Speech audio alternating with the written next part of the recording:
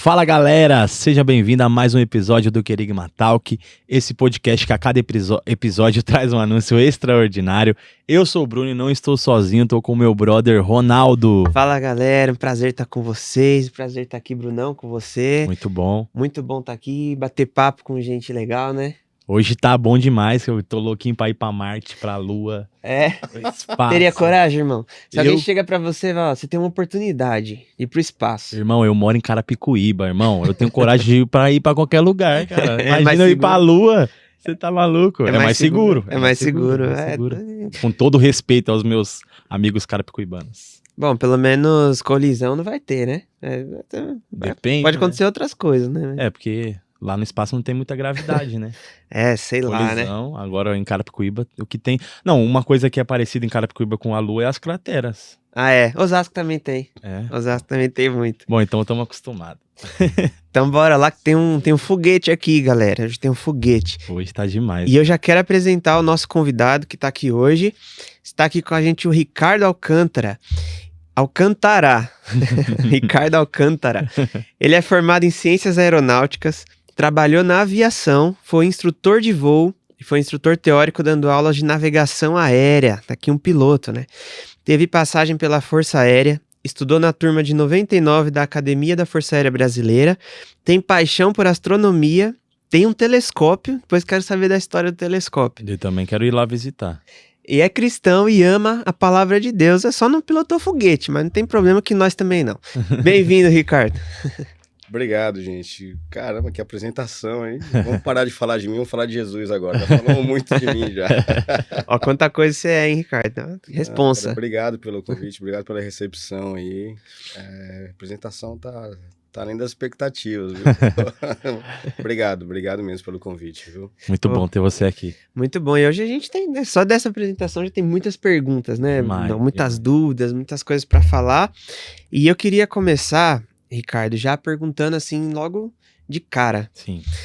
Você pilotou avião, né? E quando você tá lá a milhares de pés de altitude, lá no alto, e você vê o céu, o que vem na sua mente ali? Vem as maravilhas de Deus?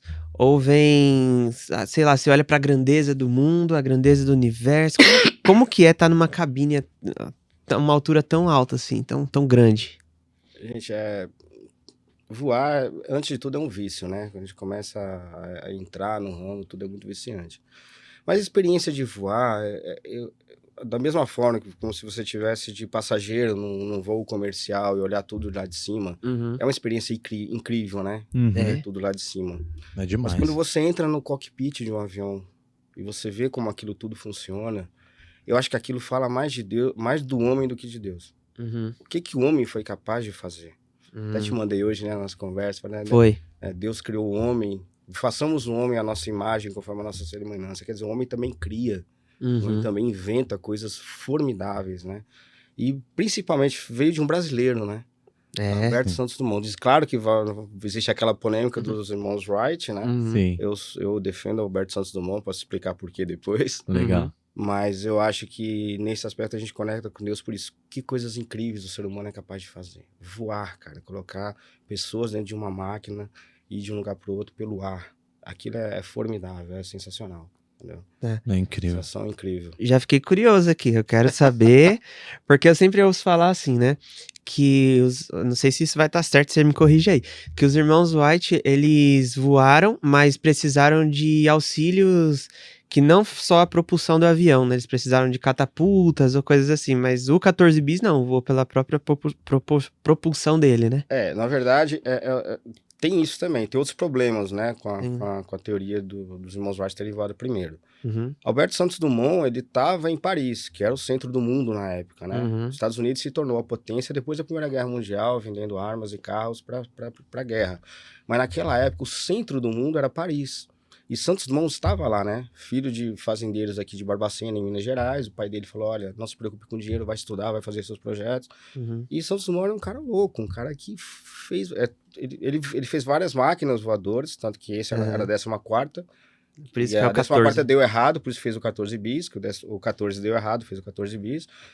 E Santos Dumont fez tudo diante dos olhos de todo mundo. Entendi. Então, a primeira vez que ele voou, os repórteres estavam lá, eles viram ele voando, e foi notícia no mundo inteiro.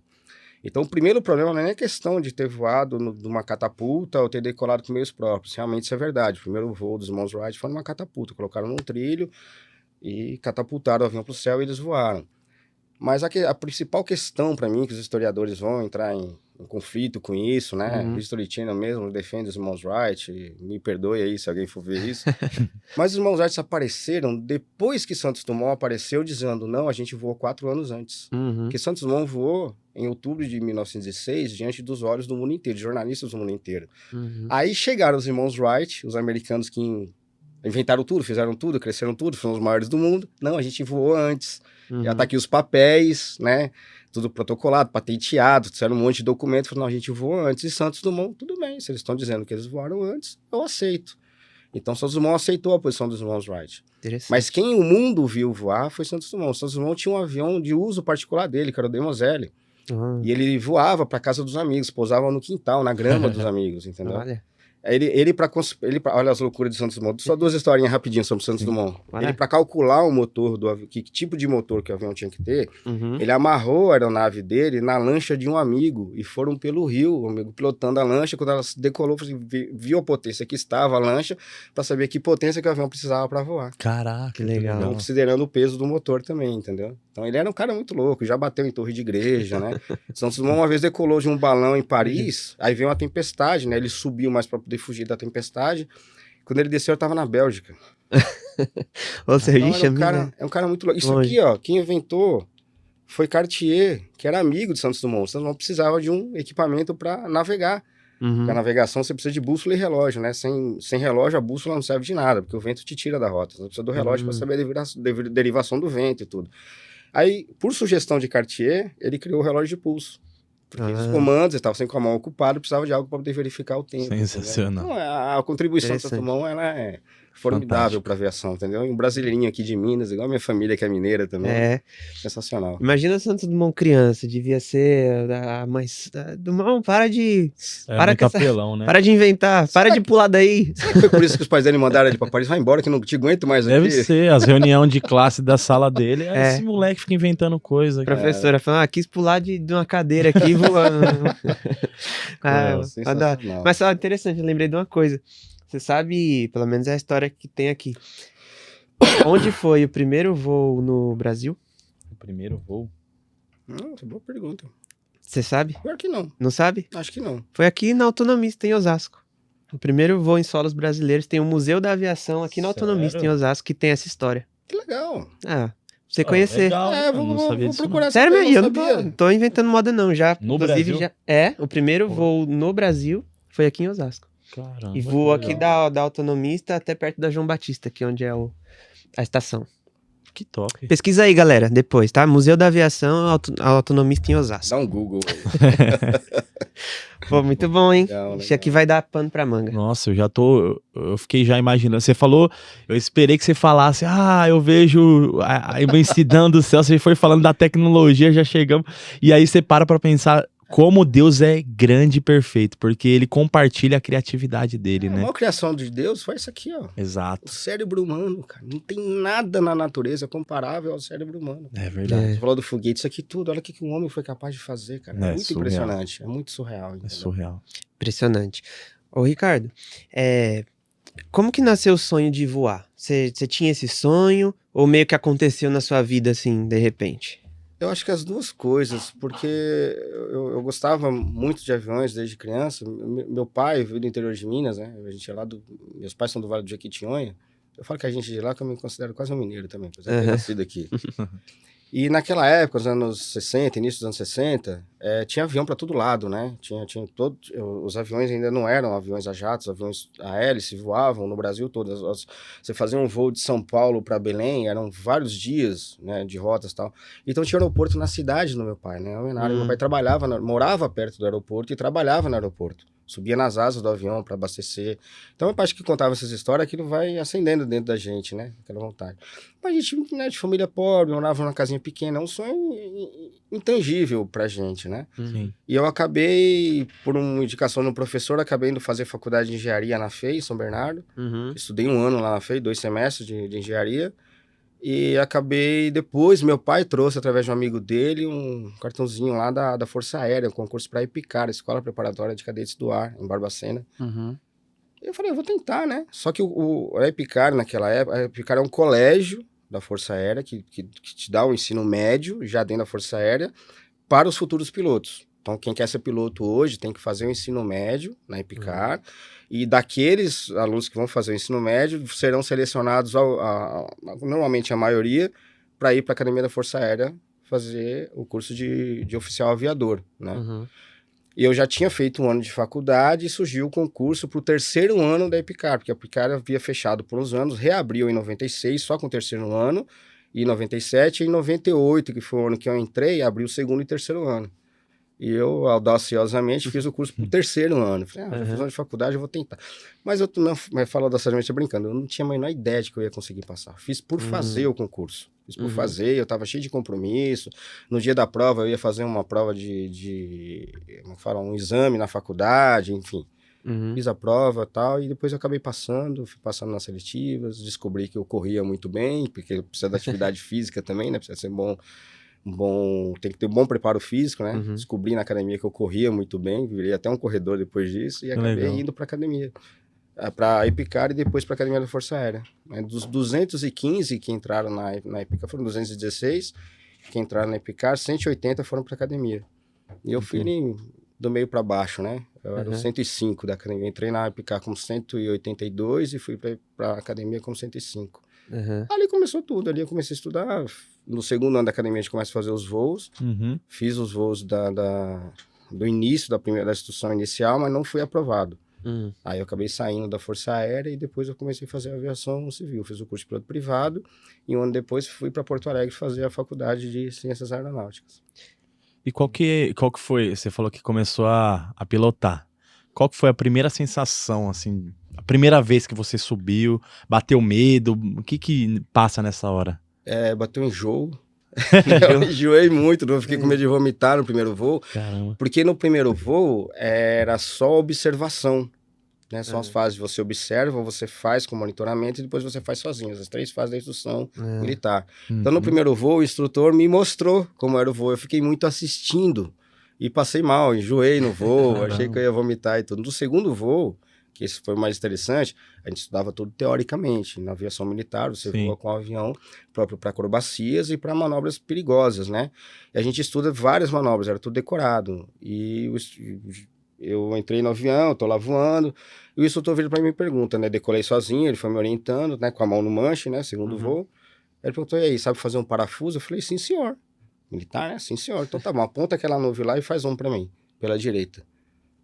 E eu tive que fazer o parafuso sozinho no segundo voo.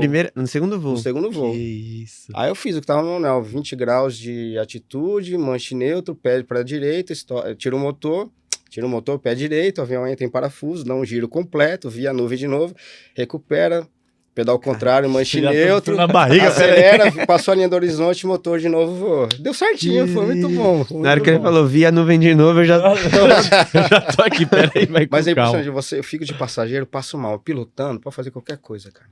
Qualquer coisa, a gente fica, acho que fica concentrado, Concentração, né? E evita que a gente tenha esses problemas. Aí ali foi... Aí entrou na veia, o bichinho entrou na veia. Nossa, aí dá uma... Acho que você quer voar toda hora, né? É, eu acho que depois do primeiro, assim, Nossa. sozinho... É muito... Aí já quer virar o Top Gun, já. Já quer dar uns rasantes. Eu já tô, depois disso aí, eu já quero pelo menos jogar um jogo agora de Não, avião. era obrigatório assistir, né? Na minha turma, Ah. todo mundo assistia decorado. Até a trilha sonora saía decorada até hoje. Aí, Porque ó. todo mundo Não assistia, tem né? como, é um filmaço É, também, é. né? Filmaço. Filmaço. E que tipo de avião era que você pilotava nesse início aí? Na academia de pilotar, eu T-25. É um avião de 300 HP de potência. O perfil da asa é simétrico, né, que permite fazer acrobacias. Uhum. Mas é um avião com uma performance um pouco abaixo de um avião civil de 300 HP, porque ele é muito pesado, né? A estrutura dele é muito pesada. É um avião com muito recurso. Mas era na Força Da Aérea, Força na Aérea. academia da Força Aérea. Então era o T-25. Na minha época, era no segundo ano você voava o T-25 e no quarto ano voava o T-27, que era o Tucano, que era o avião de apresentação também da Esquadrilha da Fumaça. Uhum. Hoje, se eu não me engano, já é o Super Tucano, que é o AT-27. Eu posso estar falando alguma bobagem, mas já houve algumas mudanças já pra cá. Mais de 20 anos, né? Uhum. Houve algumas mudanças. E você enxerga todo esse período que você foi passando, o que você enxerga de maior desafio para entrar na aviação? Desde aquela época até hoje, assim, ou se mudou muita coisa também? Os desafios são outros? Tem muito desafio, é muito complicado. Querendo ou não, vou falar da aviação civil, a aviação militar você presta um concurso, se você for bem lá dentro, você vai seguindo, né? Mas na aviação civil, além de ser muito caro, né? Muito caro. Meu pai teve condições que eu fizesse esse curso, né? Ele pergunta, você quer continuar sendo piloto? Eu poderia voltar para a academia e ser um militar. Mas eu não entrei para ser militar, eu entrei para ser piloto. Uhum. Então, Sim. a aviação me encantava mais do que o militarismo, entendeu? Sim. Mas eu acho que o grande desafio hoje, além da questão financeira, né? Hoje a remuneração não é mais a mesma de algumas décadas atrás, né? Existiu na verdade, esse glamour ele nunca existiu, né? E eu Na achava que aviação. existia, viu? Mas hoje tá bem mais abaixo, né? É. Bem mais complicado hoje. Entendi. Eu achava que piloto, quem era piloto tava feito na vida, tava ganhando super bem. Olha, quem tá hoje numa boa companhia aérea, né? Já tá ou copiloto internacional ou já como comandante, tá bem, com certeza eles não tem do que reclamar não, com certeza eles estão bem. O começo é que é muito difícil. O começo você tem que ter um lastro muito bom pra família aguentar você. Por isso que tem a questão da idade também, né? Tem uma certa idade, porque depois que você casa, tem filhos, você tem compromissos na vida, o custo é muito alto para você tentar algo que vai ter um retorno mais adiante, entendeu? Entendi. Então, Sim. querendo ou não, é uma profissão que ficou bastante... deixou de ser por um tempo e agora voltou a ser mais elitizada. Uhum. Bastante elitizada, uma profissão bastante elitizada. Entendi. Ficou difícil pra nós, Brunão. Eu tinha esse Não, sonho, você tá mas... novo ainda. Não, novo ainda. já era, eu tenho medo de altura agora, eu já pulei de bungee Eu jump. também tenho medo de altura. Não é possível. Eu tenho medo de altura, Não tem cara. como. Eu não fico na beira de um prédio, uma casa, se não tiver uma grade, alguma coisa. Eu não fico, não chego perto. Como Morro pode? de medo. Se tiver uma grade, beleza. O avião tá no meu comando, ou então tá sendo comandado, tá sendo pilotado Sim. por alguém. Né? O avião não tá solto caindo lá. Sim. Uhum. Agora eu chegar na beira de um prédio sem grade e olhar pra baixo, eu não chego nem perto, cara. Também não gosto, não. Eu Já tô me dá muito um frio. medroso. Vertigem, dá um negócio, terrível. Eu tô muito medroso. Eu também, só assim. E o que você pode dizer que te marcou? Assim, momentos que te marcaram nesse período como piloto. Eu não sei se... Pra quem tá assistindo, a gente se conheceu através do Alexandre, né? Que Foi. é lá da minha igreja e tal, trabalha com vocês. Não sei se ele já te falou, eu sofri um acidente em 2011, né? Eu era instrutor de voo na época e... Vou encurtar a história. Sofri um acidente durante uma decolagem, durante uma arremetida, foi um treino de toque arremetida com a aluna. Aí na primeira arremetida o avião subiu, perdeu sustentação e entrou em parafuso a 300 pés de altura, mais ou menos. Caramba. Tirar o avião do parafuso e ele caiu no mato. Era Santo Antônio do Levegé, lá perto de Cuiabá. O avião caiu no mato, embarrigado. Caramba. Era um avião de asa alta, então na hora do impacto a asa quebrou para baixo, o combustível foi para baixo, não foi pro motor, então por isso que o avião não pegou fogo.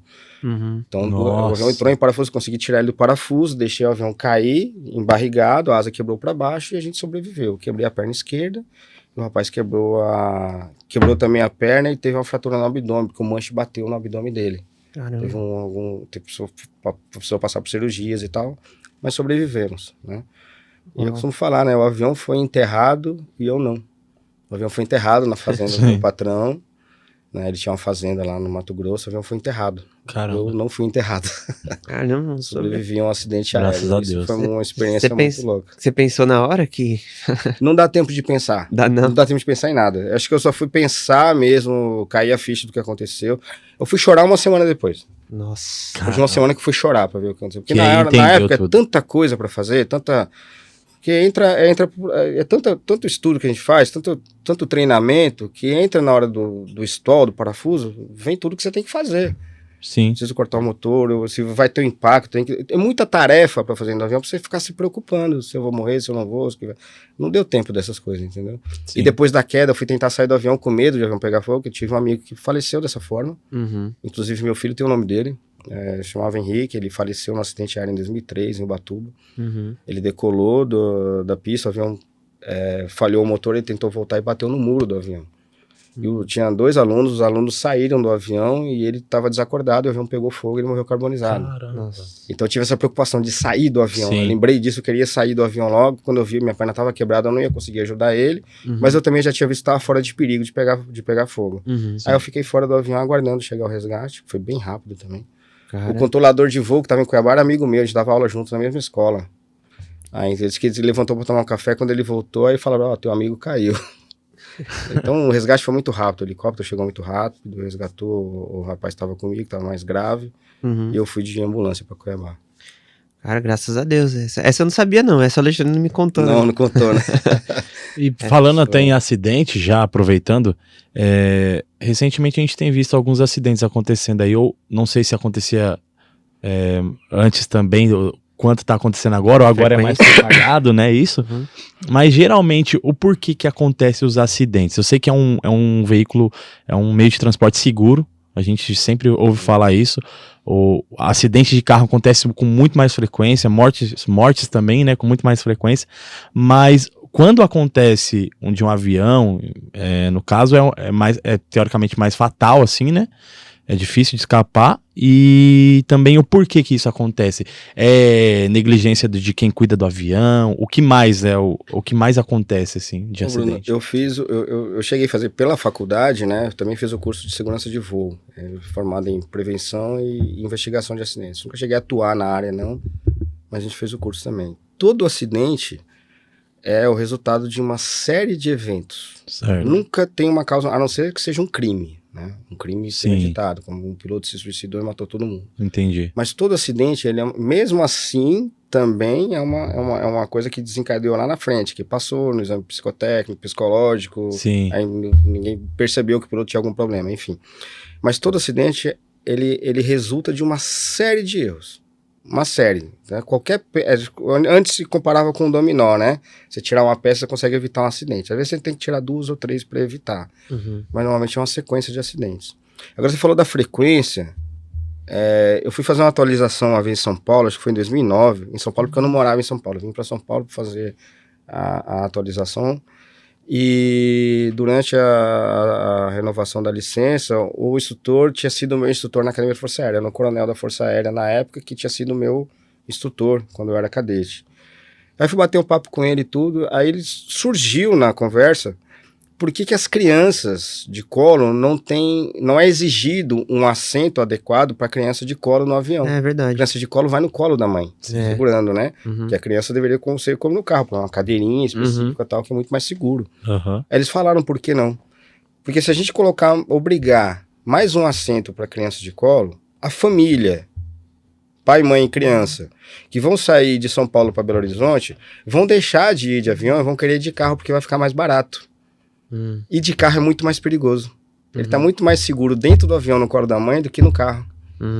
Nossa, Então, quer interessante. dizer, então a aviação, ela é muito segura. Apesar da frequência do que a gente vê, ela é extremamente segura. Antes desse acidente grande que a gente teve com o avião do Passaredo, né? Não era mais Passaredo, mudou de nome.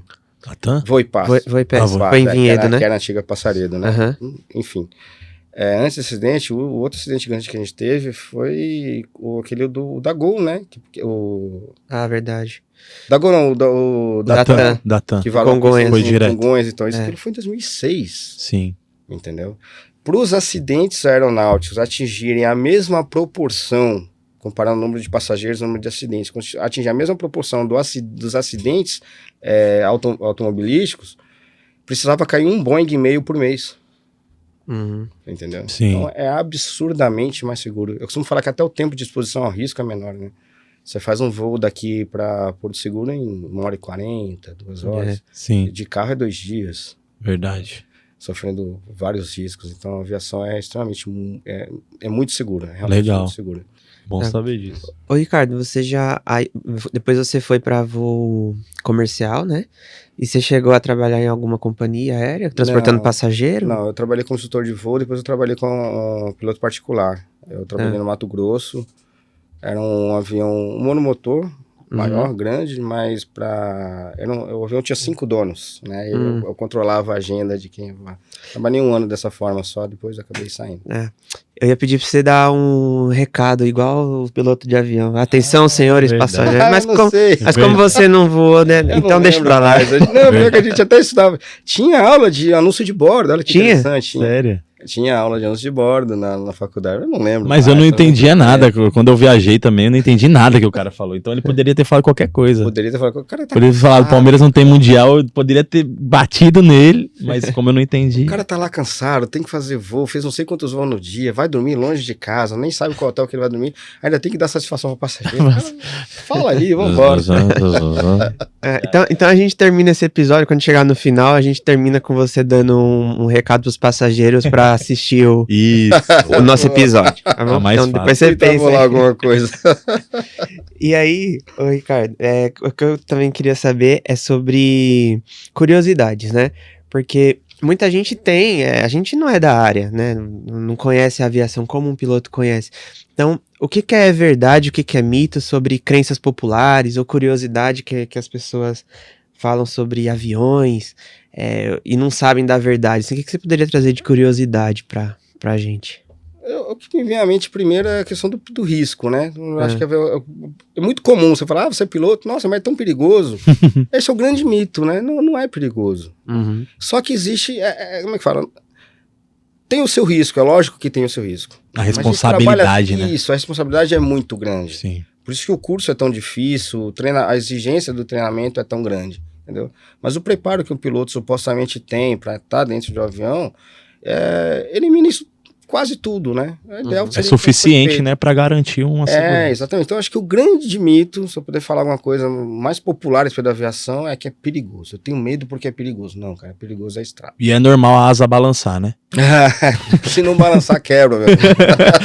A primeira vez que eu fui, eu olhei a asa balançando.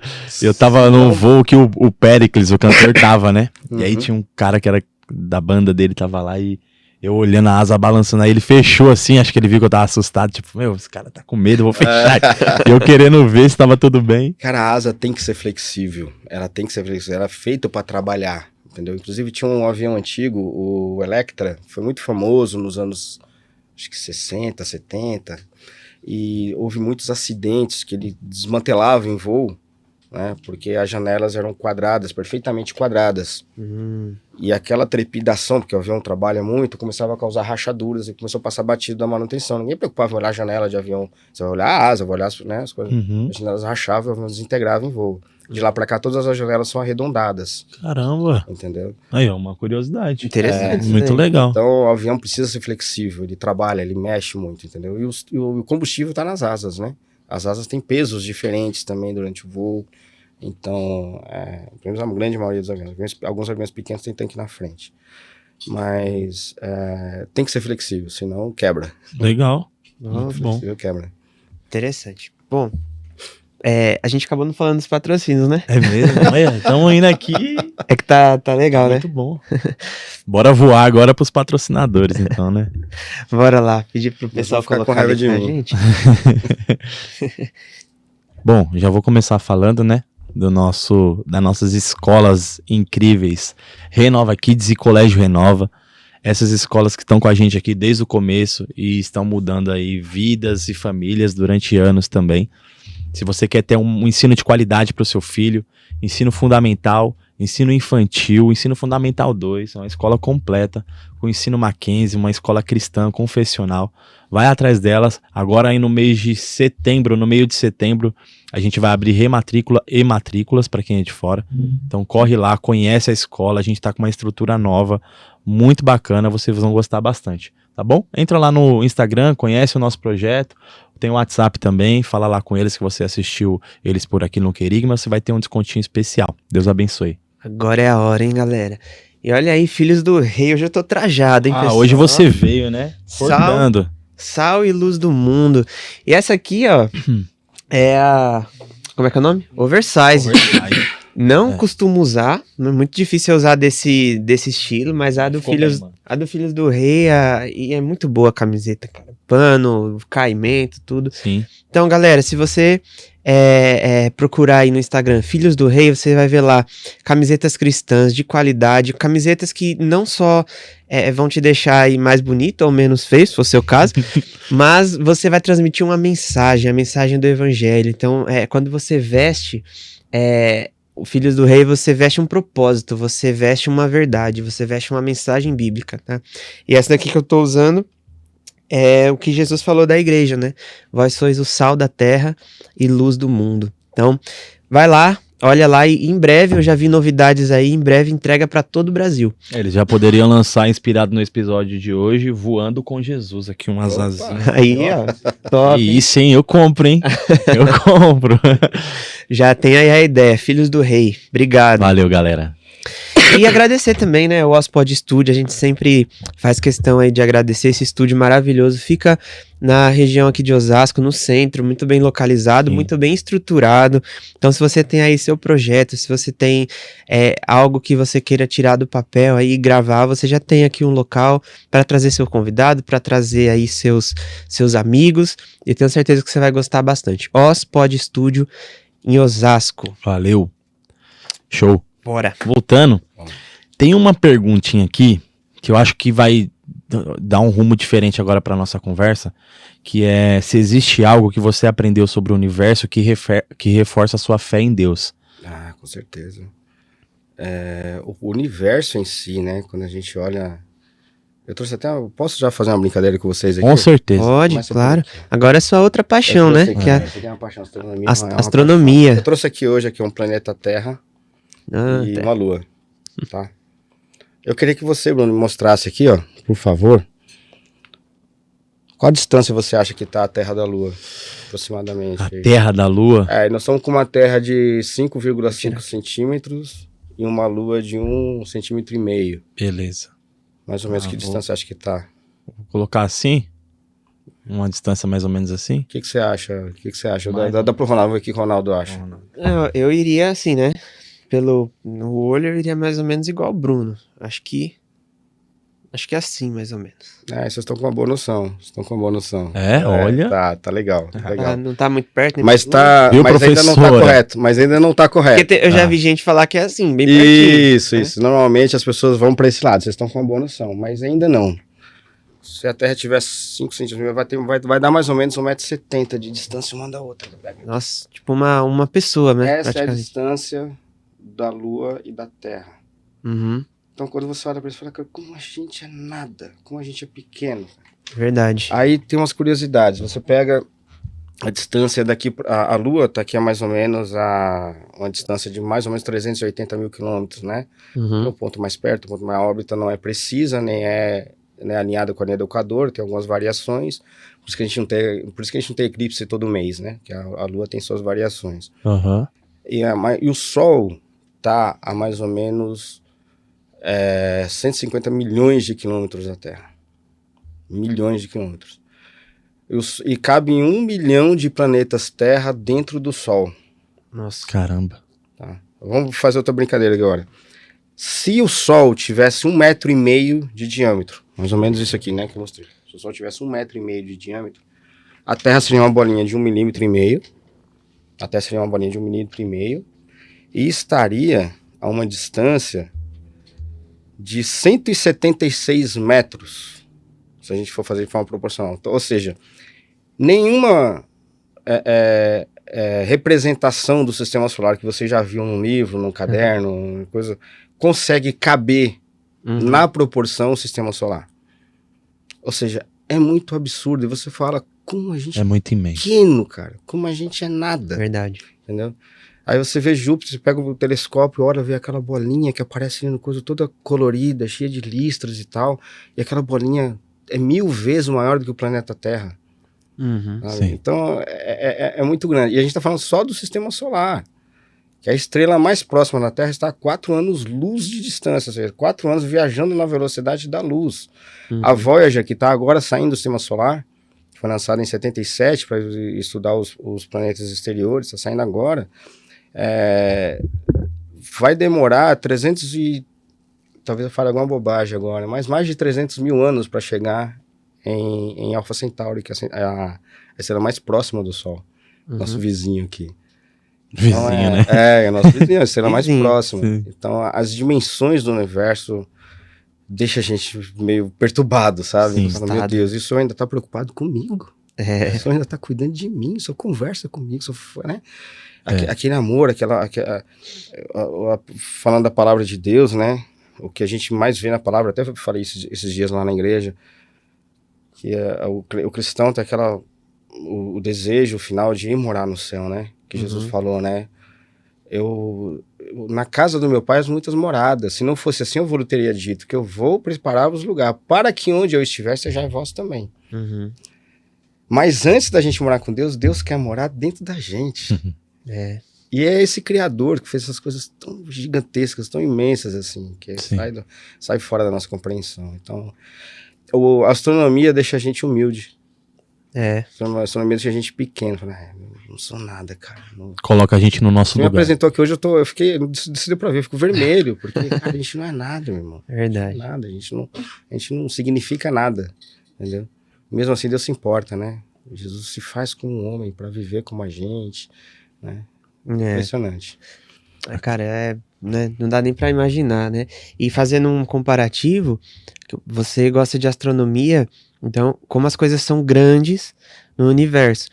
Mas se você compara com a gente também e começa a olhar as coisas a nível celular, a nível atômico, a proporção é igual, tanto pra fora quanto pra dentro, né? Exatamente. Que é impressionante, né? Inclusive, nesse dia que eu fui...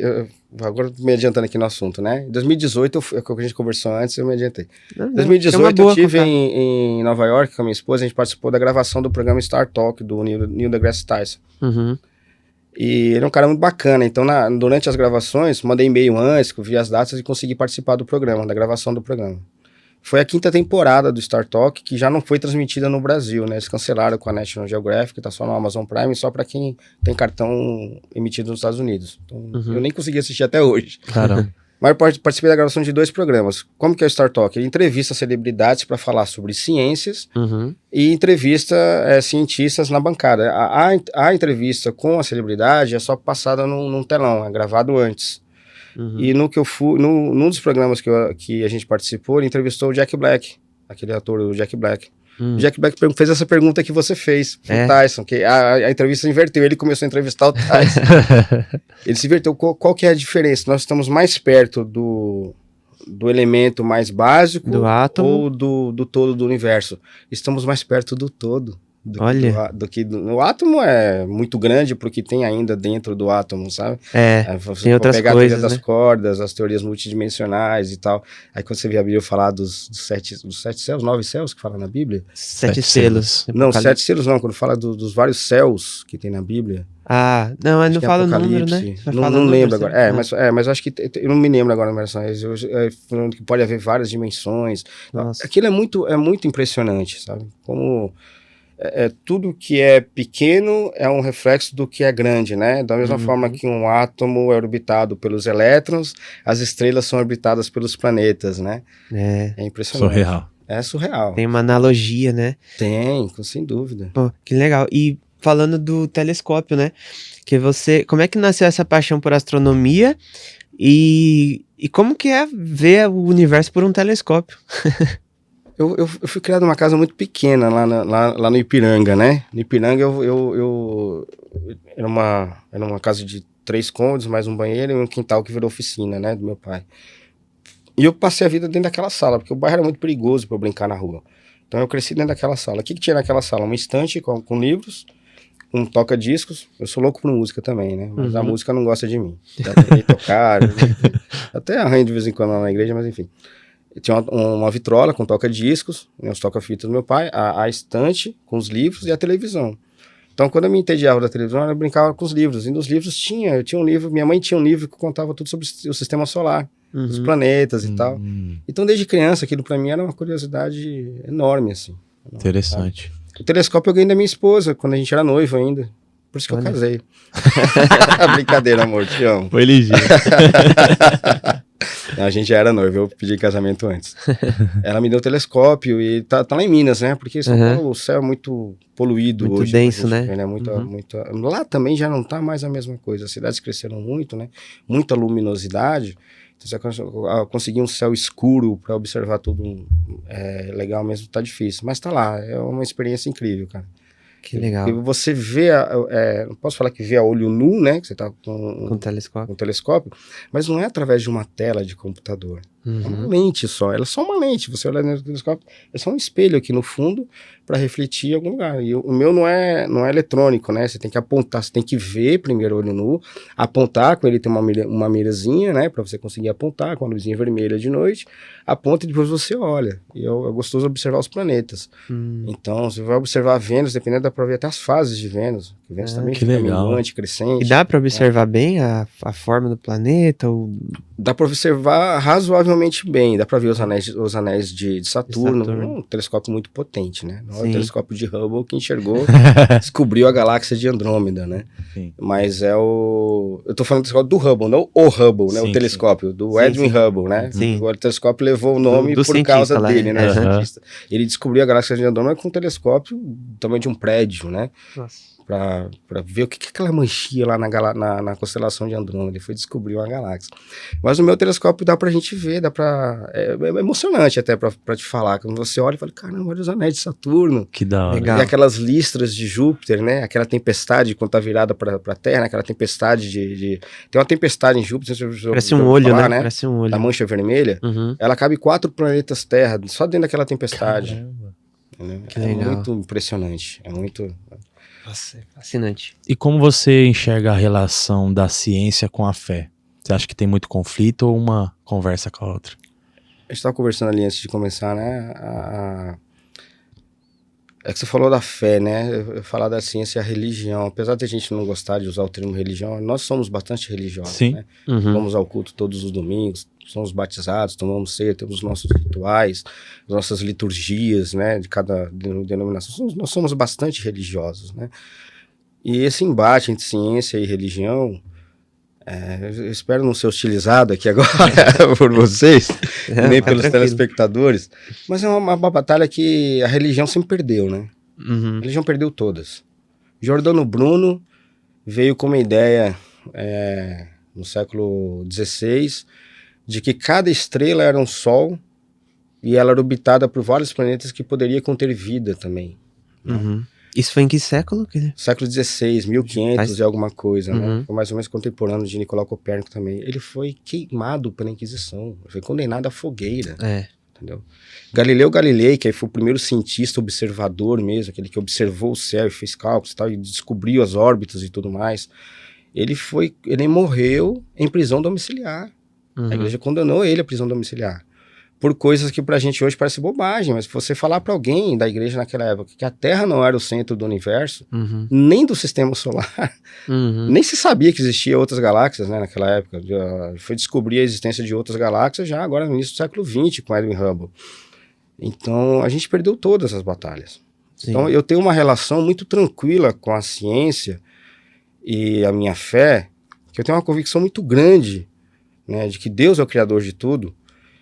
E eu não vejo os cientistas com a Bíblia na bancada, estudando, tentando contestar aquilo que está escrito para afrontar os religiosos. Não é isso que eles estão fazendo. Da forma deles, eles estão tentando descortinar a face de Deus. A gente falou sobre isso hoje também, né? Falamos. Que o universo vai sendo... Deus criou algo tão perfeito, mas também nos deu a capacidade de ir descobrindo aos pouquinhos como que tudo funciona.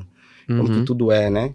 Então, aí eu tenho um posicionamento, né, mais ou menos, não sei se vocês vão concordar comigo com relação a isso. Outro dia eu tava conversando com meu pai é um cara sensacional, ele é fora de série.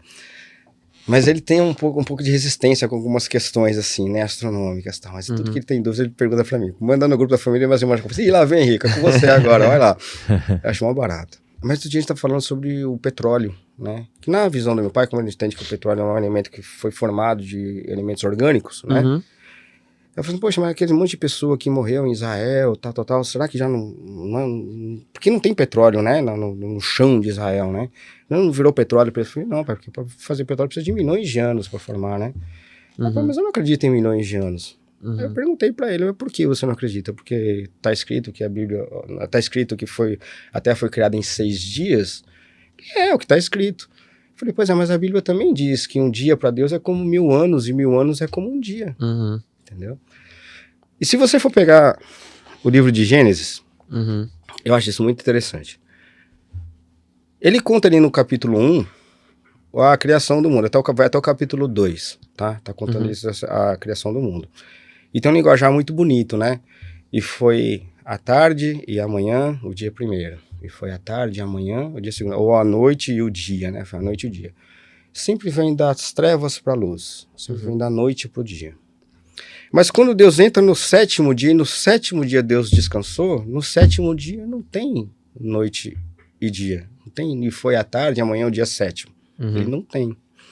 E quando termina aquela descrição da criação da terra nos 6 dias, até o 7º dia, até o descanso de Deus, aí você começa, já no finalzinho do capítulo 2 de Gênesis, começa a história da criação do Jardim do Éden.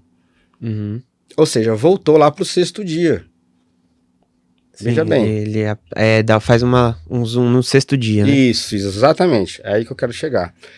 Ele terminou o conto, né, da criação do mundo, do universo em 6 dias, é tudo, né?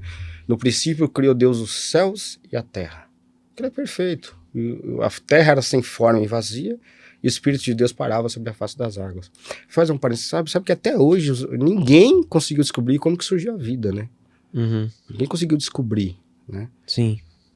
Ainda é um grande mistério da ciência, mas ninguém sabe como que aconteceu. Eu tenho um amigo, falei também agora mais recente, ele fala uma coisa muito bonita sobre isso.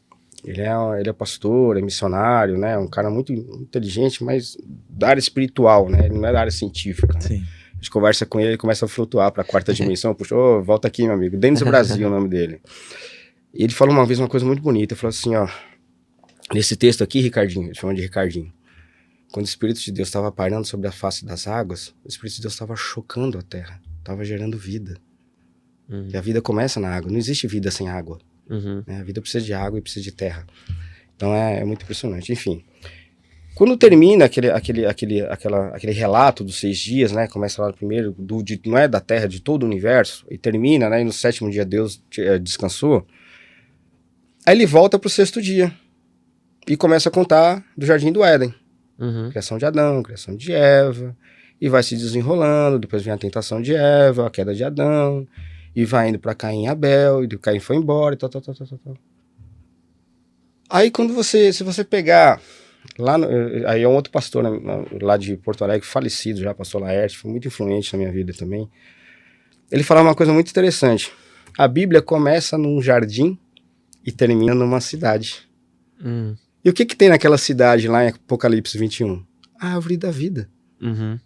Porque, deixa eu voltar pro Jardim do Éden, depois eu concluo meu raciocínio. O que é o interessante do Jardim do Éden?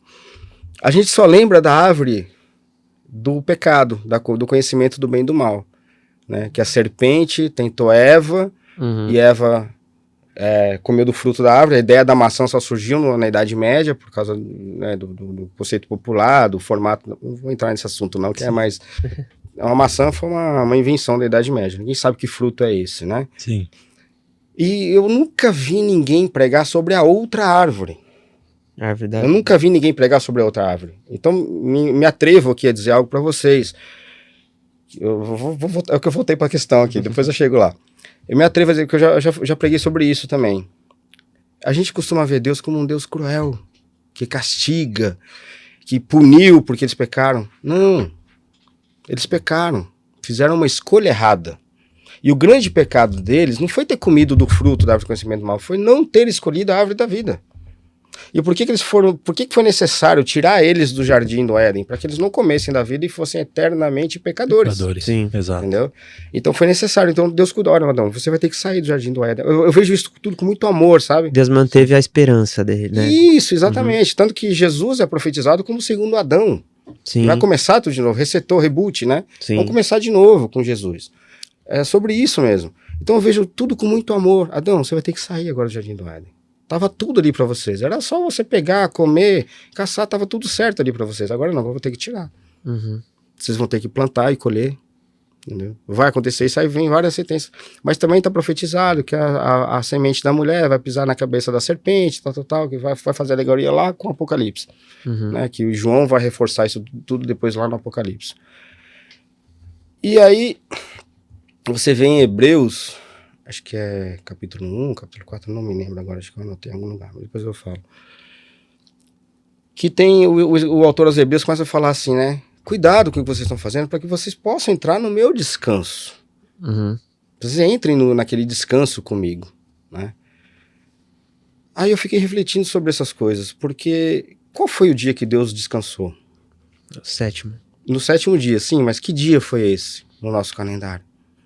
Vamos considerar aqui agora, vamos sair um pouquinho dessa ideia de 6 dias de 24 horas. Entendi, Tá? é como se você tivesse, deixa eu ver se estou entendendo, é como se você estivesse considerando 7 eras. Talvez. E Deus criando não tudo dá pra ali. saber. No dia 1 seria um primeiro período, onde Isso. Deus fez as coisas do dia 1, só que isso são períodos bem maiores do que um dia. Isso, Período 2. E no 6º você está dizendo que começou no Éden, vai terminar em Apocalipse, e nós vamos entrar no 7º, que é o 7º descanso. dia com Deus. Né, Nós entendi. estamos Acho que eu no- peguei o raciocínio. Nós estamos no 6º dia, entendeu? A criação não está pronta ainda. Uhum. Olha, Deus deu uma tarefa para Adão. Adão, dá nome para todas as criaturas. Essa tarefa não foi concluída até hoje. A humanidade ainda não encontrou todas as criaturas. A gente não descobriu tudo, a gente não conseguiu nomear tudo. A gente não conhece, a gente conhece mais a Lua do que o fundo do oceano. Uhum. Eles conseguiram fazer uma missão profunda para a Fossa Abissal no Oceano Atlântico e viram um serzinho lá, tiraram foto, trouxeram, não, a gente conseguiu tal. E aí, como é que é o fundo do oceano? Eu falei, olha, se você me perguntar como que é o fundo do oceano, é igual a gente viajar para a Austrália, eu trazer uma formiga e você me perguntar como que é a zoologia da Austrália. Não dá para saber ainda. Tem muita coisa para a gente descobrir. Uhum. Então, eu acho que o 6º dia ele ainda não acabou. A gente está no 6º dia. Eu li agora recente, um pastor comentou sobre isso, ele considera que também, ele vai mais pro lado espiritual, né? Uhum. Que a partir do momento que você recebe Jesus, você já entra no descanso do Senhor no 6º dia, porque Jesus falou, né? Vocês estão cansados, sobrecarregados? Vinde a mim que eu vos aliviarei, ou seja, eu vou vos dar o descanso, vocês vão ter o descanso comigo, né? Uhum. É uma ideia muito bonita também de entender, mas Uhum. eu penso que a gente está no 6º dia, Entendi. esperando chegar naquele dia do descanso do Senhor, porque Deus quer que a gente esteja com Ele no momento do descanso. Vocês vão descansar comigo. Eu quero estar com vocês. Aí eu acho muito bonito isso, né? Que eu falei nisso. Deus quer estar conosco, para que onde eu estiver, estejam vós também. Sim. Tudo está preparado, Jesus falou, tudo está preparado desde a fundação do mundo. Entendeu? Sim. Sim. Aí eu tenho um tio que você falou do Apocalipse, né? Eu tenho um tio que ele é muito inteligente. Inclusive, ele é um gênio da matemática. Sabe? Mas ele é professor de matemática lá em Minas Gerais. Aposentou agora recentemente. Eu fiz uma prova pro Ita uma vez, ele resolveu a prova de cabeça. Ele resolveu de cabeça, ele é muita Caramba. gente. E ele foi evangelizador da minha família. Ele que trouxe o evangelho para todo mundo, né? Pregava. Outro dia eu fui conversar com o tio, ia lá, aquelas coisas que eu pregava e tal. É assim. Eu falei, ô Rico, eu vejo tudo. Minha família chama de Rico, né? Rico, eu vejo tudo diferente hoje. Eu falei, como que você vê? Quando o João abre os 7 selos e vai abrindo aqueles livros, né? Jesus abre os 7 selos diante de João e vai revelando aqueles livros. Ele fala, aquilo lá não é o que vai acontecer. Aqui ele está revelando a história do início ao fim. Uhum. Então, o Apocalipse está contido no Gênesis e o Gênesis está contido no Apocalipse. Entendi. Tudo subsiste em Deus, sabe? Toda a vida, toda a existência, tudo aquilo que existe natural ou artificial, criado por Deus ou criado pelo homem, tudo subsiste em Deus, entendeu? Ele é o grande mantenedor de tudo. E o tempo para Deus, tudo já está pronto. Né? Quando Jesus morreu na cruz, está consumado, está pronto. Sim. Desde o momento que a Eva pecou, já estava tudo preparado pra gente, entendeu? Sim. Então, esse pensamento, não vou te falar que isso é uma teoria que eu desenvolvi, que vocês precisam acreditar, não é nada disso. Mas é uma possibilidade que me deixa muito confortável para estudar ciência sem preocupação. Sim. Eu posso bater um papo com o cientista, com o astrônomo, sem preocupação, porque o cara vai falar, mas você é crente? Não é nada disso, meu amigo. Existem várias possibilidades interpretativas, e eu não quero entrar nesse assunto. Vamos estudar ciência. Porque aí você não entra em questões como idade da Terra, né? Essas coisas, período histórico, pré-histórico. Você não tá sozinho nesse pensamento. Eu não lembro, eu tô tentando puxar na memória o nome, mas é uma linha teológica que algumas pessoas seguem. Eu só não me lembro. Eu não sabia, eu descobri, eu li isso agora essa semana que o cara tal, mas eu não aprofundei nisso ainda, sabe? Inclusive do livro de Apocalipse, muito relacionado com Gênesis, é existente, sim. Não é a mais aceita entre os cristãos, principalmente na linha que a gente estudou no seminário, linha mais reformada. E é compreensível, né? É compreensível, porque como é que eu vou dizer pro crente lá agora na igreja, lá no puto, na congregação, dizer pros irmãos, irmão, o que tá escrito não é bem o que tá escrito, né? Pensa diferente. Fica complicado, entendeu? Então precisa... É delicado ainda lidar com essa coisa. Principalmente na igreja, eu acho que com certeza. Esse tipo de conversa é aquele que você senta na mesa, pega um café e vai. Até porque se tem pessoas que não estão preparadas e acaba virando uma doutrina para ela. Então ela acaba acreditando naquilo que muitas vezes é algo que é uma ideia, uma possibilidade. E ela toma aquilo como verdade suprema. E forma uma teoria, entendeu? Exato. Então, por isso que eu não quis colocar isso como teoria. Bem você entendeu o que eu quis dizer. É uma possibilidade que me deixa muito feliz para pensar. Porque, imagina só, Ronaldo. O centro da nossa galáxia tem um buraco gigante, supermassivo, chamado Sagitário A estrela. E os buracos negros foram previstos por Albert Einstein, né? Albert Einstein poderia existir seres, objetos astronômicos tão densos que a gravidade seria tão grande que nem a luz se escaparia. Então, os buracos, essas estrelas seriam negras. Se chama de buraco, não é um buraco, é uma estrela altamente densa, onde perto dela tudo fica confuso. O tempo fica confuso, você não enxerga porque não tem luz, e você não enxerga o buraco porque você só vê o disco de acreção. O primeiro buraco negro fotografado foi o da galáxia de Andrômeda, que está a 275 milhões de anos-luz de distância da gente. Entendeu? Foi fotografado em 2019, durante a pandemia. Eu acompanhei lá o simpósio lá que fizeram, mostrando a imagem e tal. 100 anos depois de Einstein, praticamente. Exatamente, 100 anos depois de Einstein. Exatamente, bem colocado, é isso mesmo. E Einstein desmentiu Newton, né? Newton era o ídolo de Einstein, né? Newton foi o primeiro a estudar a luz, estudar a gravidade e tudo, mas a teoria de Newton não explicava a órbita de Mercúrio, porque Mercúrio está muito perto do Sol. Entre aspas, né? Naquela proporção que eu te falei, se o Sol tivesse 1,5 m, Mercúrio estaria a 68 metros de distância do Sol, né? Bastante longe, mas ainda perto o suficiente para ser afetado pela distorção do espaço-tempo causado pela gravidade do Sol. Então, o tempo e o espaço são distorcidos. Isso é teoria? Não, isso é fato. O GPS do seu celular não funciona se esse cálculo de Einstein não for levado em consideração, porque os satélites que estão orbitando a Terra estão se movimentando a milhares de quilômetros por hora. E o tempo lá dentro passa mais devagar do que para nós. Então os relógios são ajustados com esse cálculo para que a triangulação da sua posição não seja distorcida. Se não tivesse cálculo, sua posição do GPS ia dar 100 metros de distância. Ia dar um erro de 100 metros. Entendeu? Claro. Então, me perdi do que eu estava falando. Para você falar de Einstein, então, onde é que eu estava antes? Você estava falando do buraco negro? Sim, do buraco negro. Esse buraco negro, no centro da galáxia, está a uma distância de 26 mil anos-luz de distância da gente. Acompanha meu raciocínio. Significa que a luz o centro da galáxia... Vocês já viram a Via Láctea? Já foram para um lugar escuro o suficiente para conseguir enxergar a Via Láctea no céu? A mancha branca, né? Isso, exatamente. Antigamente lá em Minas a gente via, hoje está muito mais difícil. Né? Mesmo no sítio do meu pai já está ficando mais difícil de ver, porque a luminosidade das cidades é muito grande. Quando você enxerga ali aquele centro da galáxia, imagina que você está a 26 mil anos-luz de distância. Ou seja, a luz daquele centro saiu de lá há 26 mil anos atrás e e tá chegando aqui agora. Uhum. Então eu não posso chegar pro cientista e falar assim, não, o mundo só tem 6 mil anos, então eu só iria enxergar estrelas que estão a 6 mil anos-luz de distância daqui. Uhum. Porque não deu tempo de formar tudo ainda, entendeu? A galáxia de Andrômeda, que foi observada por Hubble, né, a primeira vez, por isso que o telescópio que está em órbita levou o nome dele, ela está, talvez eu tenha até falado a distância errada, eu até anotei aqui para não falar bobagem. Mas enfim, está a centenas de milhões de anos-luz de distância da Terra. Quer dizer, a luz que a gente vê de Andrômeda saiu de lá há milhões de anos, há centenas de milhões de anos atrás. E está viajando no universo e chegou para a gente agora. Quando você olha para o Sol, você não vê o Sol agora. Você está vendo o Sol 8 minutos atrás, porque a luz que saiu do Sol demorou 8 minutos para chegar aqui. Se você pegar os vídeos do homem que foi das missões Apolo, com o homem na Lua, você vê que tem um tempinho de comunicação, que dá mais ou menos uns 3 segundos. É o tempo para a comunicação, que é na velocidade da luz, da comunicação ir e voltar. Sim. Que a Lua está a 1 segundo de distância luz da Terra. 1,3 segundos de distância à luz da Terra. Então, não dá para eu conversar com um cientista ou estudar a ciência ou me interessar por ciência se eu ficar amarrado ao conceito de que o mundo, o universo só tem 6 mil anos.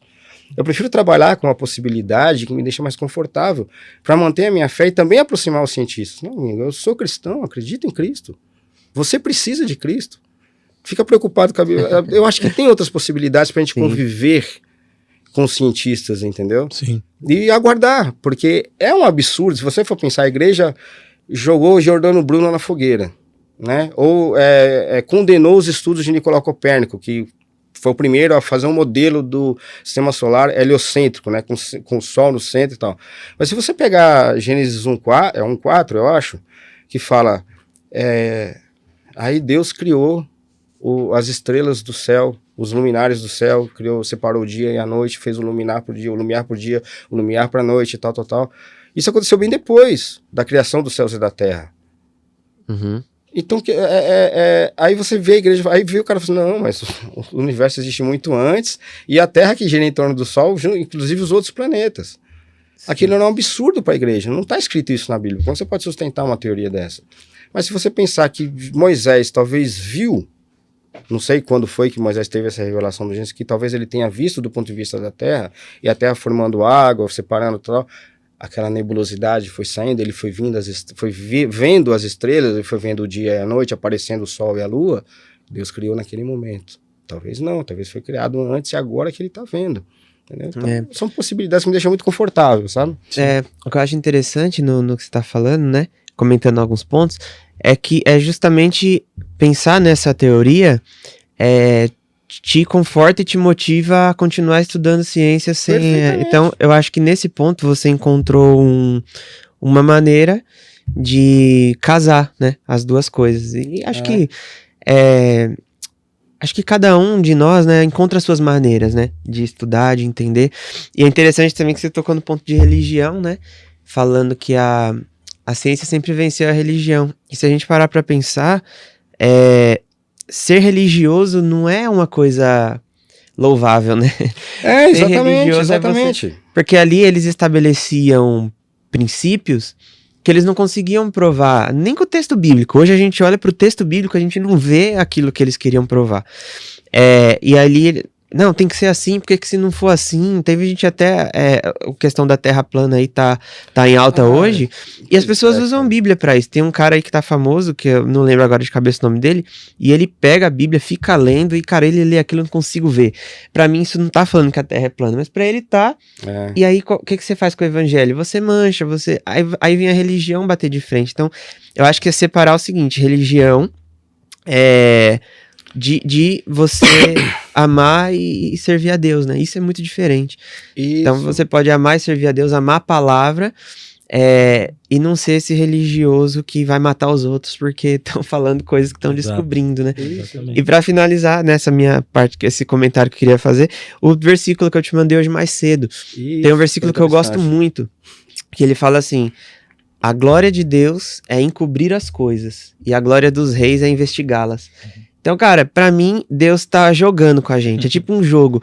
Deus, ele coloca mistérios no universo e no mundo, E o nosso deleite, o nosso prazer é descobrir os mistérios. Então, Exato. a gente vai estudando, a gente vai descobrindo, e Deus fala, ó, mas ainda tem aquilo lá que eu escondi, você não descobriu ainda. Aí você vai lá, daqui 100 anos a gente vai saber muito mais coisas do que sabemos hoje, né? É verdade. Então, eu fico olhando pra essas coisas, eu fico fascinado, assim, né? Deus brincando com a gente. Ah, você não descobriu aquilo ainda que eu fiz, né? Eu acho que isso é Só demais, mostra né? o quão grande que ele é, né? Quão grande ele é. Olha, cara, Exatamente. olha que interessante. Depois eu quero falar do foguete aqui, cara. Vamos chegar lá. Albert Einstein era cético, não fala que ele era ateu, ele era um judeu, mas ele era bastante cético, né? Sim. Coisas. Mas nós temos cientistas, por exemplo, Isaac Newton, o principal trabalho da vida dele foi a teologia. Ele era muito devoto a Deus, né? Ele era muito devoto, Isaac Newton era um teólogo, e ele escondeu os estudos, olha que coisa absurda, ele escondeu os estudos dele com medo da igreja. Uhum. Os estudos dele ficou 200 anos com uma família, depois ficou 200 anos com outra família, e foi agora revelado, foi aberto o baú agora nos anos 70 e foi estudado agora nos anos 90. Uhum. Os estudos teológicos de Isaac Newton, que ele tentava calcular a volta de Jesus. Ele chegou a um cálculo que Jesus vai voltar em 2060. Não sei se existe alguma base, não li os estudos ainda. Isaac mas, Newton, herege. Mas você vê o estudo que ele fez, ele dedicou a vida dele, teve até trabalhos assim, nada compatíveis com a genialidade dele, porque ele gastava o tempo dele com a teologia. Era um teólogo. Charles Darwin era católico, morreu abraçado com a Bíblia. Aí nós vamos enfrentar Charles Darwin, meu amigo. Existe aquela coisa, você veio do macaco. Não, a gente não veio do macaco, não foi isso que Darwin disse. Mas Darwin disse que o ser humano e o macaco vieram de um mesmo ancestral. Se você está preocupado com isso, você também tem um ancestral junto com a banana. O DNA de um ser humano e o DNA de uma bananeira tem 40% são 40% idênticos. DNA de um ser humano e o DNA de uma bananeira. Então existe uma conexão com toda a vida. E a gente é parte disso. A evolução, Adão, eu não sei, nós vamos conseguir chegar num consenso um dia. Mas eu não posso pegar o que Darwin fez e falar, cara, tá errado, calma. Não, assim, a gente tá conectado com toda a vida. Ele teve a contribuição dele, né, pra tudo. Um cientista formidável, um trabalhador incansável. Entendeu? Ficar isolado numa ilha, na Ilha de Páscoa, estudando, e as previsões dele se concretizando. Ele viu uma flor que tinha uma tulipa bem comprida, ele falou assim, deve existir um inseto que tem um bico tão comprido a ponto de capturar o néctar que está lá no fundo daquela flor. 100 anos depois filmaram o inseto, acharam o inseto. Entendeu? Assim como Einstein previu os buracos negros, Charles Darwin também previu muitas coisas. Então eu vou bater de frente? Não, mas Deus criou o homem do pó da terra. Claro, nós somos terra. O que você come? Qual é a nossa alimentação? Como que um ser vivo vai ser formado se não houver terra e não houver água? O que é terra? É o que está na terra. Nós temos ferro, nós temos cálcio, nós temos carbono, tudo está. O carbono faz o diamante e faz o ser vivo. Tá tudo na terra, entendeu? Ô, Ricardo. Então há uma abertura. Eu prefiro trabalhar com essa possibilidade. Acredito em Adão. Mas eu prefiro pegar as lições que as histórias nos trazem do que me apegar, porque eu não acho que a Bíblia tenha a função, ou teria o objetivo de trazer uma explicação científica para nós. Mas a Bíblia está dizendo, tem uma história de amor sendo contada, de um Deus que criou um ser para viver com ele. Porque antes da queda de Adão, Deus passeava. Toda tarde Deus ia lá conversar com Adão. E Adão caiu. No dia que Deus chegou, depois do pecado, Adão estava escondido. Adão, por que você está escondido de mim, Adão? Somos amigos. A gente conversa todo dia, estamos juntos todos os dias. Agora você está com vergonha de mim? Quem te falou que você está nu? Quem botou alguma coisa na sua cabeça? O que aconteceu, Adão? Então eu vejo tudo como uma história de amor sendo contada. E, como eu disse, essas possibilidades me deixam em paz com a ciência, sabe? Sim. Legal. Ô, Ricardo, vamos mudar um pouquinho. Eu quero falar desse foguete aí que você trouxe. Trouxe. Conta aí, conta pra gente aí. Acho que é mais fácil até a gente mostrar, porque aquela câmera pega nós dois. Então acho que é mais fácil de... Mas aí você vai falando. Eu vou ter que me movimentar aqui, deixa eu ver. Será que eu consigo ficar? Ó, só a primeira coisa que eu quero mostrar. Esse foguete aqui foi o foguete das missões Apollo, tá? Ele levou o homem pra Lua. Não sei se tá dando pra ver aí, pessoal, na câmera nossa. Põe ele de pé. Consegue colocar ele de pé? Pode colocar. Você não vai bater lá em cima. Certo? Tá na geral ali, né? Tá. Ó. esse é o foguete que levou o homem para a Lua, o foguete das missões Apollo. Foram várias missões Apollo, né, como a gente falou no início. A Apollo 11 pousou na Lua, a 12, a 13 deu errado, que é do filme do Tom Hanks. Só orbitou a Lua e voltou, fez a mesma coisa que a Apollo 10, a Apollo 10 só orbitou a Lua e voltou. Aí teve mais cinco missões, que foi a 14, a 15, a 16 e a 17. A Apollo 17 foi aquela que levou um rover para a Lua, né? E eles se afastaram do módulo lunar e encontraram terra cor de laranja. Tem até um vídeo, né, conhecido que o astronauta fala "It's orange, it's orange". Ele achou terra cor de laranja na Lua, né? Então foi a última missão. As missões começaram a ficar muito caras e muito perigosas, né? Mas foi um alemão, Wernher von Braun, que criou esse modelo de foguete, né? Junto com vários outros cientistas que eram necessários para tirar para vencer a gravidade da Terra, tá? Esse aqui é o astronauta do lado do foguete. Nossa, Esse em é o proporção tamanho real. do homem. Isso, em proporção real. Proporção. Real. Super. Eu posso me levantar aqui para manusear? Dá Pode. certo? Será que vai aparecer lá? Eu acho que dá. O microfone que não vai pegar muito bem, né? Deixa eu ver aqui. Isso aqui tudo... Aqui o microfone, tá? Isso aqui tudo saiu do planeta Terra. Saiu do chão, né? Sim. E aí, ele foi se dividindo em alguns estágios. Bom, eu vou direto para esse daqui, ó. Tá. Isso aqui é o que foi para a Lua. Ah, Isso aqui foi descartado. Aqui são 2 estágios, tá? Tem um estágio aqui no meio. tá. Isso aqui foi descartado. Isso aqui foi descartado. Isso aqui entrou em órbita na Terra. Aí, Na Lua. da Terra. Na Terra. Isso aqui entrou em órbita na Terra. Com a velocidade da órbita muito grande, ele foi catapultado para a Lua, né? Foi arremessado. Não afunda mesmo, né? Pegou a gravidade da Terra e foi lançado em direção à Lua. Isso aqui viajou para a Lua. Tá. Aí vem a parte mais interessante. Aqui, ó, esse triângulo... Ah, esse aqui também ele foi descartado. Essa parte de cima...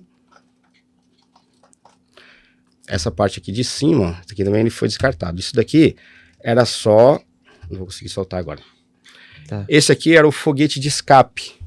Tá? Se alguma coisa desse errado, esse foguete tiraria o módulo de comando daqui e salvaria os astronautas de algum erro durante a decolagem. Então os astronautas eles estão aqui dentro. Esse aqui é o módulo de comando, tá? Isso aqui tudo entrou em órbita na Lua, certo? Aí abriu-se o módulo de serviço, que fica aqui, tá? Legal.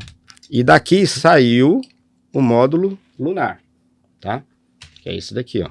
Deixa eu tirar aqui agora, a luazinha que eu trouxe está aqui também. Aqui dentro estava o módulo lunar, tá? Aí ele abriu, saiu do foguete, tá? E foi para a Lua. Aí ele, ó, para um pouquinho, ele saiu, se acoplou a esse foguete, tá? E foi para a Lua. Tá. Tá? Ele foi para a Lua. Aí pousou na Lua, certo? Pousou na Lua. E da Lua só saiu isso daqui, ó. Da Lua só saiu isso. Pra voltar pra Terra. Para voltar para a Terra, tá? E aqui tava lá o outro astronauta que saiu daqui, né? Que estaria o foguetinho. Ele estaria aqui dessa forma. Ele saiu daqui da Terra, acoplou de novo, tá? Acoplou aqui, fez acoplamento completo. Agora eu consegui soltar. Acoplou. Os astronautas entraram no módulo de comando.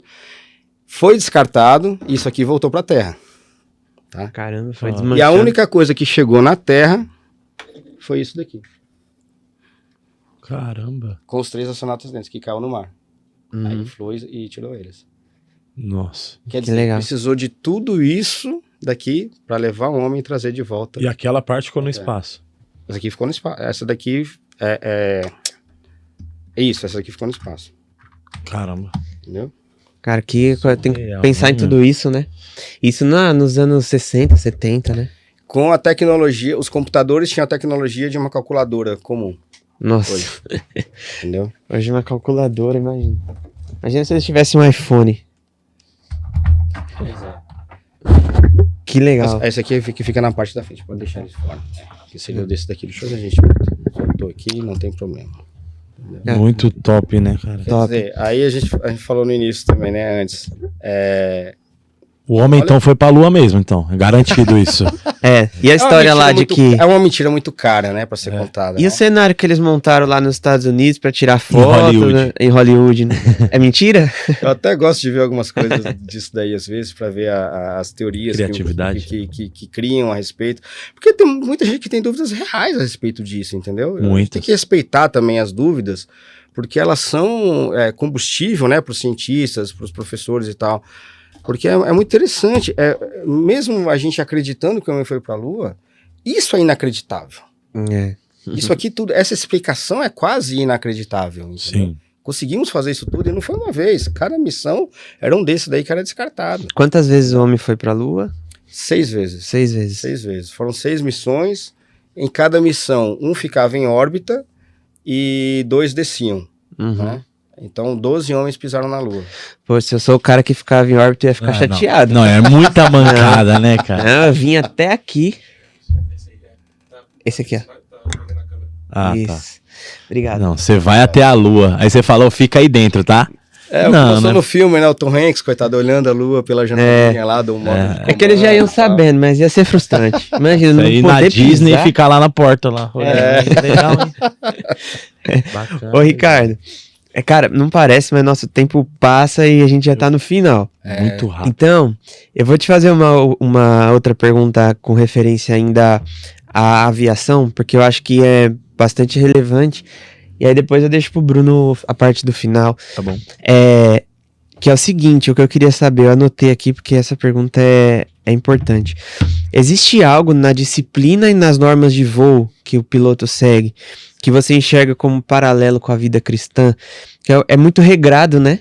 Você falou aí do tanto de coisa que você teve que treinar, tudo na sua cabeça. Você consegue fazer um paralelo com a vida cristã? Eu acho que deveria ter um paralelo, justamente nisso daí. Infelizmente não tem.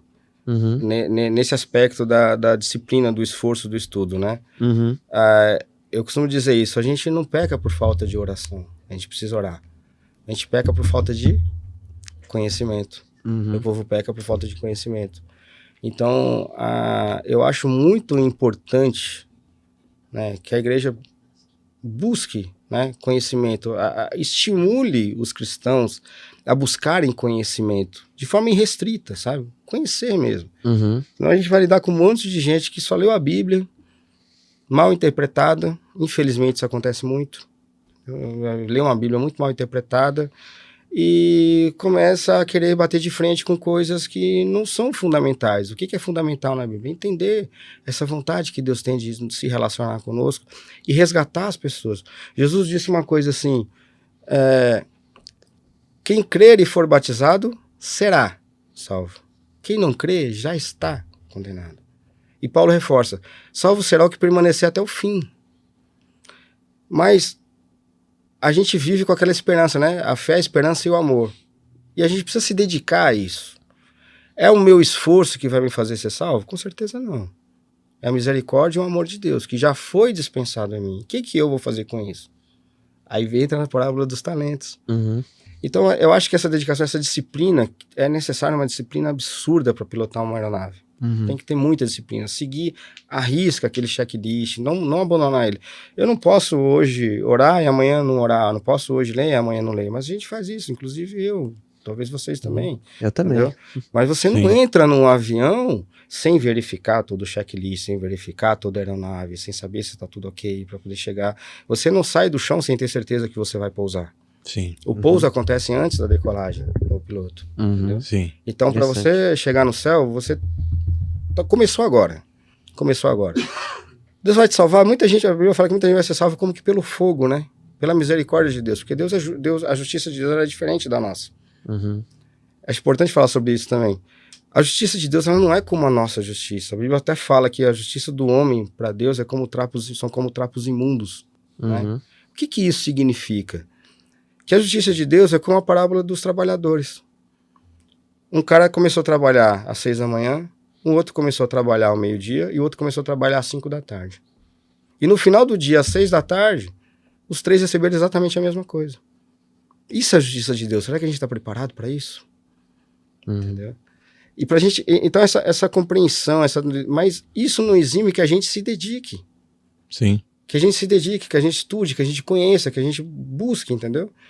Eu sei que eu preciso ler todo dia, eu não leio. Eu sei que precisava estudar todo dia, não estudo. Eu sei que eu preciso orar todo dia e não oro, entendeu? Mas será que eu tenho coragem de entrar num avião e... hoje eu não preciso do checklist. Hoje eu não preciso ver se o combustível tem resíduo, se não tem. Interessante. Não Muito boa analogia. Não, a gente não faz isso. É a manutenção da nossa fé, né? Aí como é que tá a nossa fé com relação a isso? Que tamanho que é a nossa fé? É. Como que é a nossa fé com relação à nossa salvação? Sim. Entendeu? Não é pelo esforço, né? Pelo contrário. A salvação gera bondade, não a bondade gera salvação. São pessoas salvas que fazem o bem, que transformam o mundo, o universo ao seu redor. E também são perseguidos. É uma parte fundamental do evangelho, é a perseguição. Mas não sejam perseguidos porque a opinião do cientista é diferente. Seja perseguido porque você ama e ele não. Seja perseguido porque aquele cara é corrupto e você não é. Porque você tem um amor agora. Alguém te salvou, alguém quitou a dívida que você tinha, né? Como é que está escrito em Romanos, né? Toda cédula de dívida que havia contra nós foi quitada, foi paga. Não existe mais nenhuma condenação lá para aqueles que estão em Cristo Jesus. Exato. E a nossa gratidão, nós temos fé que realmente fomos salvos, podemos ser bons o suficiente para continuar propagando esse evangelho onde a gente está, entendeu? Eu falo isso para vocês, falo para mim também. É um desafio diário, né? Com certeza. A gente precisa revisitar a nossa fé o tempo todo. É como a carta que João escreveu, né? Por Jesus, às igrejas, né? Acho que é a primeira ou segunda igreja, lá em Apocalipse. Eu tenho contra vocês que vocês se esqueceram do primeiro amor. Entendeu? Volta aos princípios, aos fundamentos da fé de vocês. E voltem ao primeiro amor. Para que a vela de vocês não seja retirada do castiçal. Sim. Tá? Eu gostei muito da analogia que você fez, porque faz muito sentido. A nossa vida, a gente recebe a salvação e a gente fala, eu tô salvo. E quando você fez os cursos para ser um piloto, e você pilotou a primeira vez, e a segunda e a terceira, você falou, eu sou um piloto. Só que para você manter a condição de piloto, você teve que ter uma manutenção. Eu acho que eu não sei nem fazer um plano de voo hoje, cara. Eu acho que eu nem sei fazer um plano de voo. Tá vendo? Eu renovei, eu trabalhei até 2014, 2018 eu renovei, eu precisei de ajuda para fazer plano de voo. Já tinha informatizado, eu não sabia fazer. Digitar, mandar as informações pro órgão de controle fazer. Precisei de ajuda do meu amigo, porque, olha só, 4 anos eu já estava completamente desformado, entendeu? Sim. 3 anos, 2015 eu voei ainda. Então, é diário.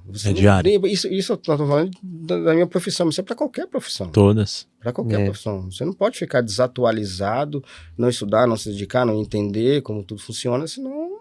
É verdade. Entendeu? Muito bom. Só que as nossas profissões falam do nosso mundo material, né? A salvação sobre o mundo espiritual. Exato. Cadê a convicção do mundo espiritual? O Verdade. espiritual não se explica pela ciência, gente. O espiritual não se explica. Newton disse uma coisa muito bonita. A gravidade explica o movimento dos planetas, mas não diz quem foi que os colocou em órbita, que os colocou em movimento. Entendeu? Muito bom. Gênio, né? Gênio. Gênio. Bom, para encerrar, a gente tem uma pergunta manchete que a gente sempre faz para os nossos convidados. Para encerrar e ficar registrado, depois a gente sorteia aí para melhor frase, ganha um prêmio aí. Muito legal. Se você pudesse resumir a Bíblia em uma frase, como você faria? Pode ser uma frase da própria Bíblia? Pode. Pode? O que você acha? Eu aprendi, na verdade, né? Quando eu fui para a igreja, quando eu me decidi a seguir Jesus pela primeira vez, me ensinaram que tem um versículo que resume a Bíblia. Vamos ver se é o mesmo que me ensinaram. É João 3,16. É o mesmo. Esse é o verdadeiro resumo da Bíblia. Porque Deus amou o mundo de tal maneira que deu o seu único filho. Vocês são pais? Você é pai, né? Sim. Pai, Bruno. Sim. Você imagina entregar seu filho, cara? Não Você tem se como. entrega, mas não tem coragem de entregar seu filho. Tem como. Não tem como, cara. Não tem como. Deus, é até emocionante. Deus amou o mundo de tal maneira que deu o seu único filho para que todo aquele que nele crê não pereça. E como eu falei aqui, né? O inferno é agora já. As pessoas já vivem no inferno. Aquele vazio que a gente tinha dentro da gente, né? A gente não sabia como preencher, não sabia como... A gente descobriu como preencher aquilo com Jesus Cristo e a gente não propaga aquilo, né? Que deu o seu único filho para que todo aquele que nele crê não pereça, mas tenha a vida eterna. Aí quando você vê depois que a vida é eterna é com Deus. Deus não vai te dar um presente. Toma, lá só não. Eu quero que vocês venham morar comigo. E hoje eu quero morar com vocês. Jesus falou, eu vou, mas não vos deixarei só. Vos enviarei um outro Consolador que estará convosco, que é o Espírito Santo. Se cumpriu em Atos 2 e tal. Deus vive dentro da gente para que a gente possa viver com Ele na eternidade. Isso é maravilhoso, cara. É maravilhoso. É sensacional. Então, acho que João 3,16 é o Resume tudo, né? É o melhor resumo. É o melhor resumo da Bíblia. Ô, Ricardo, a gente quer agradecer Eu que agradeço, gente. sua disponibilidade, por ter aceitado o nosso convite, por ter vindo, por ter compartilhado. É muito legal saber a forma que você pensa as coisas. Parece muito bem resolvido, né, na sua... Eu não ter causado nenhum... Não, Jamais. Eu sei, A isso gente- pode gerar alguns não. haters aí. não, Mas, fique gente, em paz. Eu vivo muito bem com todo mundo também. Eu Fique em paz. compreendo muito bem o criacionismo, compreendo muito bem quem crê. Porque é uma fé muito bonita também, né? Sim. Sim, Querer ver a palavra que te orienta no dia a dia ser distorcida, ser alterada. Apesar que ela, infelizmente, isso acontece, né? Tantas traduções, tantas alterações que vão complicando a nossa forma de compreender a Bíblia, né? sim. Mas eu compreendo, mas eu acho que eu vivo em paz com essa forma essa possibilidade. Pensando nessas Não, foi- possibilidades. Foi muito bom te ouvir, suas experiências, tanto na aviação, quanto aí um curioso, né, um entusiasta pela astronomia. Muito legal. Eu não podia deixar de falar que astronomia, né? Eu achei que você ia chegar aqui e falar dos signos, das estrelas. Né? Não, você veio falar. Me decepcionou. Tem tempo pra falar? Brincadeira. Tem tempo pra falar do Zodíaco ainda? Tem uma coisa interessante sobre o Não, Zodíaco. acabou o tempo. Nosso acabou. tempo já foi. Mas assim, obrigado mesmo. Obrigado, Brunão, por mais um programa. Muito bom. Obrigado. E galera, não esquecendo, né? Já vou passar pro Ricardo se despedir, mas se inscreve aí no canal do YouTube. Se você tá ouvindo pelo Spotify, tá aí no carro, tá? Depois vai lá no YouTube também conhecer, né? Ver um pouco a nossa cara feia aqui, dos apresentadores. Convidados são bonitos. E segue a gente Isso comigo, viu? redes sociais, Instagram, TikTok. Onde mais a gente tá? Instagram, TikTok e YouTube, né? E É Spotify. Então, que Verdade. Deus abençoe. Galera, e pro Ricardo se despedir, né? Gente, eu agradeço muito o convite de vocês. Foi inesperado, né? Quando o Alexandre me falou. Agradeço a Alexandre é gentileza de vocês comigo também, né? Por receber eventuais contradições, pensamento comum cristão aí. Mas me senti à vontade. Esse Que bom. conforto aqui, ele não é muito fácil para mim, sabe? Eu me lido muito mal com a exposição. Né? A igreja força um pouco, a música força um pouco. A gente tá lá na frente, tocar, cantar, falar no microfone, mas é sempre um esforço. Eu suei um pouquinho aqui, isso é normal meu. Mas foi bem demais. Foi muito Mas bom. conseguiram me deixar tranquilo. Obrigado. Que bom. Obrigado mesmo. E é um projeto incrível esse de vocês, viu? Legal. Obrigado. Passar a Obrigado. mensagem para quem... Ouvir a mensagem de quem não é pastor. É isso que eu achei interessante de vocês. Vocês ouvem, trazem pessoas que não são pastores, não são líderes religiosos, não são teólogos, mas vêm aqui transmitir a mensagem com as experiências deles. Sim. Que é o que a gente faz no dia a dia. São né? pessoas do nosso dia a dia. É isso. São pessoas comuns, E que profissionais. tem algo a anunciar, né? Que é o Exatamente. querigma, né? É o anúncio. Exatamente. Vocês estão de parabéns, gente. Parabéns. Obrigado. Obrigado. Eu Foi um agradeço. prazer. Muito Foi muito bom ter você aqui. Matou um pouquinho minha vontade de ser astronauta. Os meus sonhos surgem de infância. Astronauta, piloto de avião, do exército, tudo que eu queria ser em um homem só. Mas obrigado mesmo, foi bênção. Que Deus continue te abençoando, abençoe sua família. Obrigado. Galera, foi muito bom esse episódio. Espero que você tenha gostado. Curte, compartilha, comenta, divulga pra geral aí, coloca nos grupos do WhatsApp. E até a próxima. Deus abençoe. Até a próxima. Valeu, galera. Valeu.